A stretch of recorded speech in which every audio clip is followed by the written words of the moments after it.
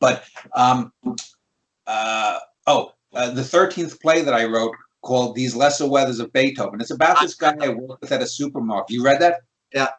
Okay. And you know that ends in a similar way. It has the ending as it was and the ending as it should be. And the ending as it was is they find this guy, this gay black man who preferred classical music and was a devout Christian. They find him dead in his apartment. The superintendent of the building lets in his sister, and the superintendent, as the sister is all upset, says, can I have like some ham and cheese and make himself a sandwich? It's the way life really ends. But then as it should end, there's Danny talking to the dying man, trying to comfort him. He dies, and it ends in this really beautiful, touching scene. And there's that dichotomy, because it is a work of fiction. There was a real Henry Miller. That was his real name, just like he was a black, and he's dead, so I use his real name. But he died of asbestos related things, and you get that, but it's fictive. I don't know how he really died. I mean, yes, I know what he died of from what some people have told me. You have how it ended and how it should have ended. You said so, like but it doesn't pretend which one is the real one or whatever. It says this is what happened. They're both fake because it's a work of fiction. They're both fake. But it's real life. But think about you said you're going to be marrying your boyfriend or fiance, and hopefully you'll have a happily ever after. But imagine, I don't know, you break up in 10 or 15 years or something, and I'm not wishing anything on you, but something happens. There's financial problems. There's emotional issues, whatever. And wouldn't it be interesting to think? I mean, we all think about, if I only get this job, if I only meet that person, if only this, that, or the other thing happened to me, life would be great.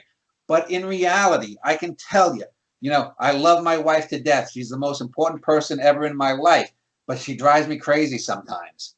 And, I love my cats. Like I said, I work this series of increasingly frustrating jobs where I'm someone who likes to excel at things. And the job I'm working at currently, like many other jobs, they don't let you excel. They don't care. And my wife yells at me, don't care as much, don't care about things. But it's hard for me not to care. That's what I am.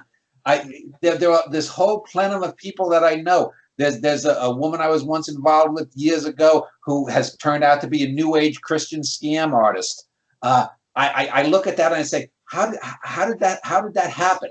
But again, this goes back to all of these things about people that there's no way you can have a right. I don't have enough time. I work 40 plus hours.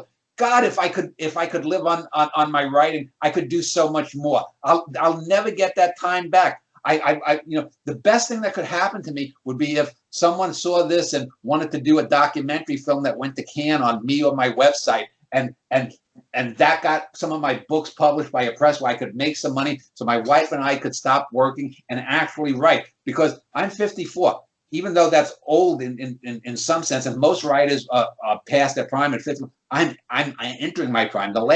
I became a great poet when I was 28. 26 years I've been doing great things. Over 1,200 poems. If you took all the words of my fiction together, it's probably 10 or 12 million words. And even the worst, if you didn't like something, even if you thought something was the worst thing I wrote, it's still going to be pretty damn good.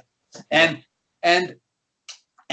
yet you're held back. And I think of all of these people who get these fucking grants, whether they're from governments or whatnot, and that's their end goal.